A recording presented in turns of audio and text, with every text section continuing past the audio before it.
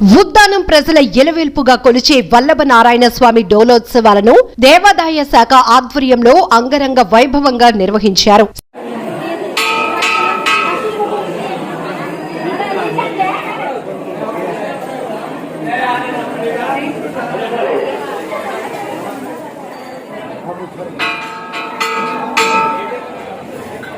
శ్రీకాకుళం జిల్లా మందస మండలం రట్టి యాత్ర చుట్టుపక్కల ప్రాంతాలే కాక చుట్టుపక్కల రాష్ట్రాల్లో కూడా ప్రసిద్ధి.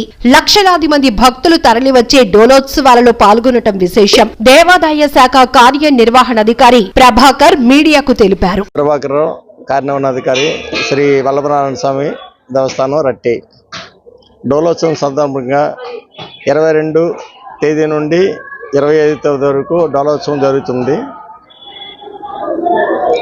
22 తేదీన కామదానం అయింది, 23, 24 పడియ, 25వ తేదీనేమో హోలీ డోలో పౌర్ణమి.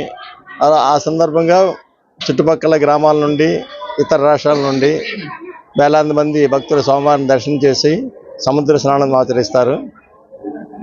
వాళ్ళకి ఎటువంటి అసౌకర్యం కలగకుండా క్యూ లైన్లు, మంచినీటి వసతి ఏర్పాటు చేయడం జరిగింది. జై శ్రీమన్నారాయణ. శ్రీ రట్టి వల్లభనారాయణ స్వామి. ఈ హోలీ ఉత్సవం అనేది రాజుల కాలం నుండి ఆనవాయితీగా జరుపుకుంటున్నాం సార్. ఇది కట్టించారు జగన్నాథ రాజమని, గుడి కట్టించే అతను. జగన్నాథ రాజమని తర్వాత వాసుదేవ మహారాజు శ్రీని మహారాజు, తర్వాత కొత్తరాజు. దానికి దేవునికి సంతాన ప్రాప్తి, సంతానం లేని వారికి సంతాన ప్రాప్తి కలుగుతుంది సార్. ఈ దేవుని తోలగా కృప. ఈ హోలీ ఉత్సవం అనేది దశమి ప్రారంభమవుతుంది సార్. ఏకాదశి అనగా ఏకాదశి ప్రారంభమై లాస్ట్కి కోలసేవతో ముగింపు కార్యక్రమం. ఏకాదశి రోజు అంకురార్పణ చేస్తాం. తర్వాత ద్వాదశి ధ్వజస్తంభం ఆరోపణ, తర్వాత మగ అంటే కామదానము, తర్వాత కోలసేవ ముగింపు కార్యక్రమం అనేది కోలసేవతో ముగింపు కార్యక్రమం అవుతుంది సార్. ఇది లాస్ట్ రోజు పవన రోజు సముద్ర స్నానం చేసి స్వామివారి తీర్థ ప్రసాదాలు స్వీకరించి స్వామివారి